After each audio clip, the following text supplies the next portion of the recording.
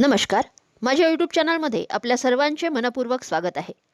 निवृत्ती वेतन संदर्भात महत्त्वपूर्ण शासन निर्णय निर्गमित. निवृत्ती वेतन संदर्भात वित्त विभागामार्फत महत्त्वपूर्ण शासन निर्णय निर्गमित करण्यात आला. चला तर जाणून घेऊयात याबद्दल सविस्तर अपडेट. त्यापूर्वी चॅनलला पहिल्यांदा भेट देत असाल तर लाईक करायला विसरू नका, सबस्क्राईब करायला विसरू नका, नवीन अपडेटसाठी बेल आयकनला प्रेस करायला विसरू नका आणि माहिती आवडल्यास आपल्या सहकारी मित्रांना शेअर करायला देखील विसरू नका. निवृत्तीवेतनधारकांनी बँकेत संयुक्त खाते उघडल्यानंतर सादर करावयाचे शपथपत्र स्टॅम्प पेपरवर घेण्याची अट रद्द करणे ही बाब शासनाच्या विचाराधीन होती. त्या अनुषंगाने शासन निर्णय निर्गमित करण्यात आला. सदर शासन निर्णयानुसार नमूद करण्यात आले आहे की शासकीय कार्यालयात दाखल करावयाच्या सर्व प्रकारच्या प्रतिज्ञापत्रावर मुद्रांक शुल्क माफ करण्यात आलेल्या 2013 रोजीचा शासन निर्णय रद्द करण्यात येत आहे.